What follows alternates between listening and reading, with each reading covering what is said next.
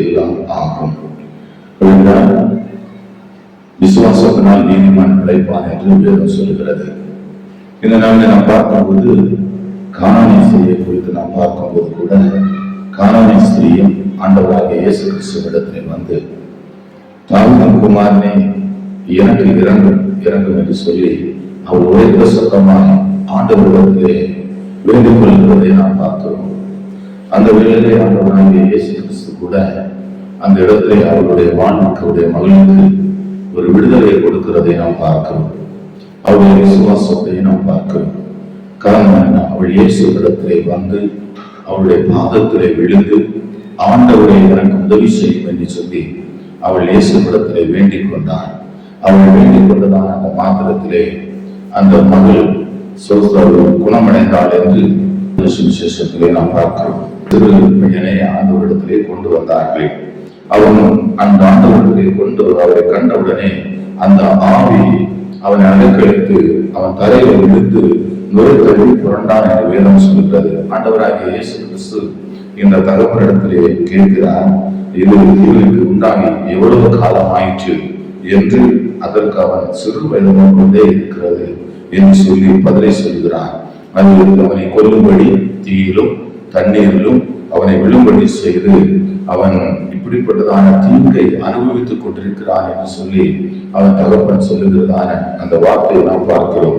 எங்கள் மேல் மனமிறங்கி எங்களுக்கு உதவி செய்ய வேண்டும் என்றான். அப்போ அவன் இயேசு கிறிஸ்துவிடத்திலே வந்து அவன் விழுந்து ஆண்டவருக்கு முன்பாக தன்னுடைய மகன் எப்படியாவது சுகமடைய வேண்டும் என்றுதான் ஒரு எண்ணத்தோடு ஒரு நம்பிக்கையோடு அவன் இயேசுவிடத்திலே வந்து அவன் கேட்கிறதான அந்த வார்த்தையை நாம் பார்க்கிறோம். மனம் இறங்கி எங்களுக்கு உதவி செய்ய வேண்டும் என்றார். அப்பொழுதுதான் ஆண்டவராய் இயேசு கிறிஸ்து சொல்கிறார், விசுவாசிக்க கூடுமானால் ஆகும், விசுவாசிக்கிறவனுக்கு எல்லாம் கூடும் என்றார். உடனே பிள்ளையின் தகப்பன் சொல்லுகிறார், ஆமா ஆண்டவரை, நான் விசுவாசிக்கிறேன், என் அவிசுவாசம் நீங்கும்படி உதவி செய்யும் என்று கண்ணீரோடைய சத்தம் என்று சொன்னான். எனக்கு அன்பான தேவர்களே, நம்முடைய அவிசுவாசம் நமக்குள்ள இருந்தால் நம்முடைய வியாதிகள் சுகமடைவதில்லை. நம்முடைய அவிசுவாசம் நமக்குள்ள இருந்தால் நாம் ஒரு புது பலன் கொள்வதில்லை. நம்முடைய அவிசுவாசம் இருந்தால் நம்முடைய குடும்பத்தில் ஒரு சந்தோஷமாய் இருக்க முடியாது. நம்முடைய வாழ்க்கையிலே மிகவும் அது துக்கமும் வேதனை நிறைந்த ஒரு சூழ்நிலாம் இருக்கும். ஆகவே நாம் சந்தோஷம் நமக்கு தேவை வேணும். ஆகவே நமக்கு விடுதலை, ஒரு விசுவாசம் நமக்குள்ளே வர வேண்டும். அந்த விசுவாசத்தை குறித்து தான் ஆண்டவர் சொல்கிறார், நீ விசுவாசித்தால், நீ விசுவாசிக்க கூடுமானால் அது உனக்கு கூடும் என்று சொல்லுகிறான். அவன் சொல்லுகிறான், ஆண்டவரே, என்னிடத்தில் இருக்கிறதா அந்த விசுவாசம் நீங்கும்படி நீ வேண்டிக் கொள்ளும் என்று சொல்லி கண்ணீரோட சத்தம் என்று சொன்னான். அப்பொழுது அந்த பூமியின் சுவட்டுமான அந்த ஆவியை கர்த்தர் அகற்றுகிறதை நாம் பார்க்கிறோம். இந்த நாளிலே கர்த்தர் அந்த பெயரை ஆண்டவர் தூக்கி விடுவதை நாம் பார்க்கிறோம். இந்த வேளையில் கேட்டுக்கொண்டிருக்கிறதான இந்த பிள்ளைகள், விசுவாசம் நமக்கு தேவை.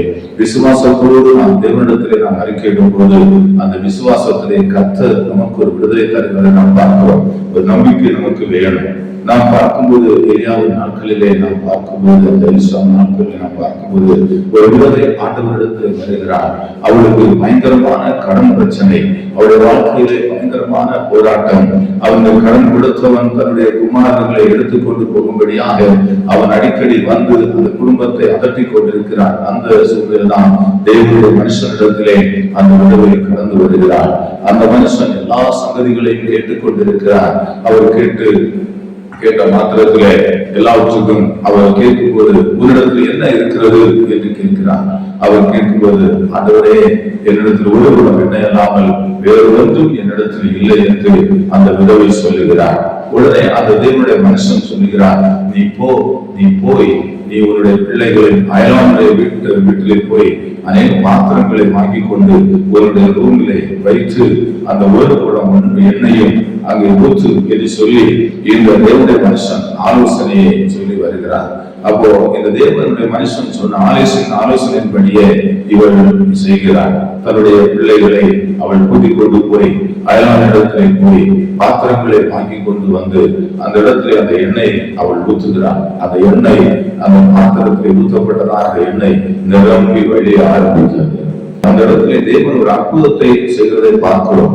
அப்போ தேவனுடைய மனுஷன் மேலே ஒரு விசுவாசத்தை இவள் வைத்துக் கொண்டதையும், இந்த தேவனுடைய மனுஷனிடத்திலே போனால் எனக்கு ஒரு நன்மை உண்டாகும், என்னுடைய குடும்பம் ஆசீர்வதிக்கப்படும், நான் விடுதலை தருவேன், என்னுடைய வீட்டிலே எதுவும் குறைபடாதபடி நன்மை உண்டாகும், குறைவில்லாதபடி கர்த்தர் என்னை நடத்துவார், என்னுடைய குடும்பத்தை பிள்ளையை பாதுகாப்பார் என்றுதான் ஒரு நம்பிக்கை அவளுக்குள்ளே வந்தது.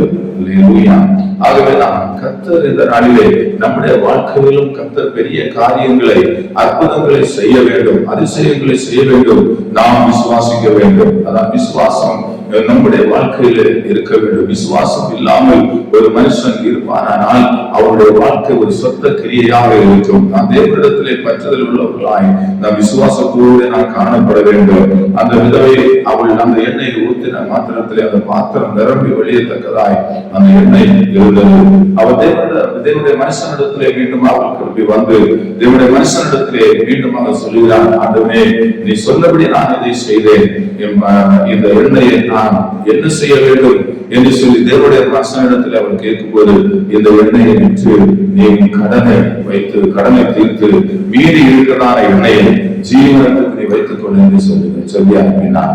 ஆகவே அவருடைய வீட்டினுடைய குறைகளை கர்த்தர் மாற்றினார், தேவன் மாற்றினார். அதே போலதான் நாம் தேவனுடைய பாதத்தில் நிற்கும் போது, நாம் ஆண்டவரை விசுவாசிக்கும் போது, நாம் விசுவாசத்திலே வளரும் போது ஆண்டவர் நம்முடைய வாழ்க்கையிலே பெரிதான காரியங்களை அவர் செய்வார், அவர் அற்புதங்களை செய்வார்.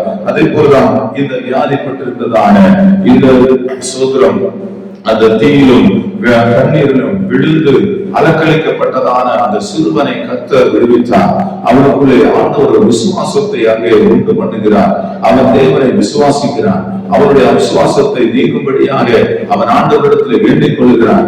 கர்த்தர் அவனுடைய அவிசுவாசத்தை நீக்கி ஒரு விசுவாசத்தை, ஒரு திடனையும், ஒரு நம்பிக்கையும் அவனுடைய உள்ளத்திலே ஆண்டவர் ஊற்றுகிறான். கர்த்தர் அப்படியே அவன் வேண்டிக் கொண்டதன்படி, ஆண்டவரிடத்திலே அவன் கேட்டுக் கொண்டதன்படி, ஆண்டவருடைய பாதத்தில் அவன் விழுந்ததன்படி கர்த்தர் அந்த நாளிலே அது அந்த குழந்தைக்கு கர்த்தர் விடுதலை கொடுத்தார். அல்லேலூயா.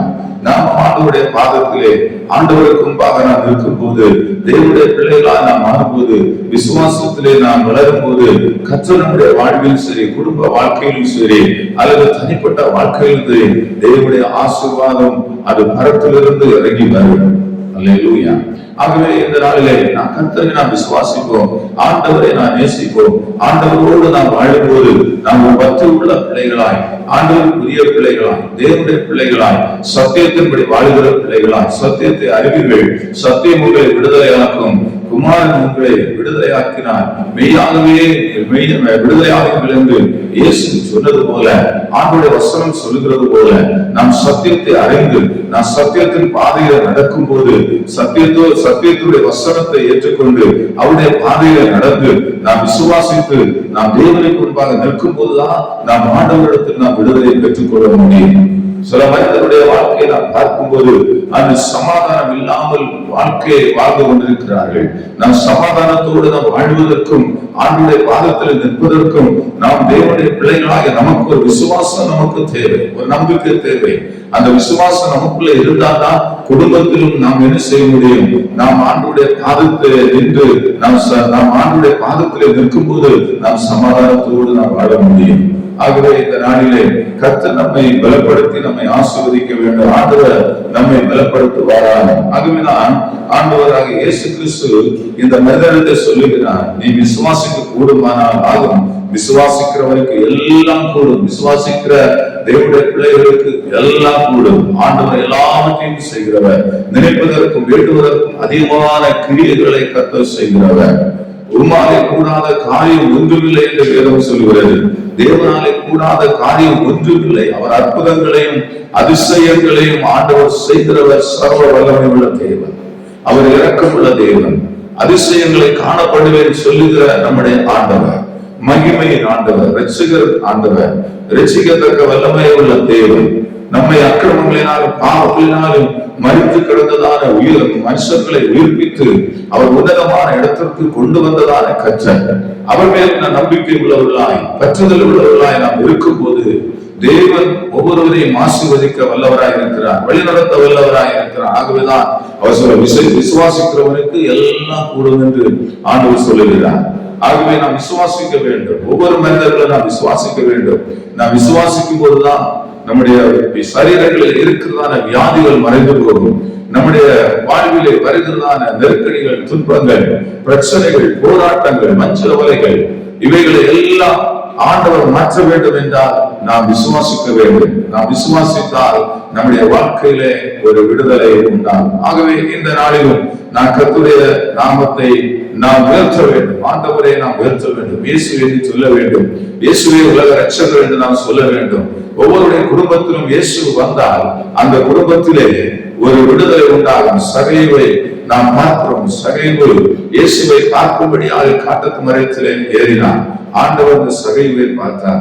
சகைவை இறங்கி வா என்று ஆண்டவர் சொல்கிறார். நான் என்று உன் வீட்டில் தங்க வேண்டும். உன்னுடைய வீட்டிலே ரட்சிப்பு உண்டாகிறது. உன்னுடைய வீட்டிலே ரட்சிப்பு வந்தது கத்த அந்த இடத்துல நான் சொல்லுகிற வார்த்தையை நாம் பார்க்கிறோம். ஒரு மனுஷனுடைய வாழ்க்கையில் ஒரு ரட்சிப்பு உண்டாக வேண்டும் என்றால் இயேசுவை விசுவாசிக்க வேண்டும். இயேசு எப்படிப்பட்டவர் என்று அறிந்து கொள்ள வேண்டும். இயேசு மெய்யான தெய்வம் என்று அறிந்து கொள்ள வேண்டும். அப்படி நாம் அறிந்து கொள்ளும் போதுதான் ஆண்டவர் நம்முடைய வீட்டிலே வந்து நம்ம மத்தியிலே இருந்து நாம் பிரகாசிக்க முடியும். அப்பொழுதுதான் தேவன் எது செய்வார்? ஒரு ஒளியை நமக்குள்ளே பிரகாசிக்க பண்ணுவார்.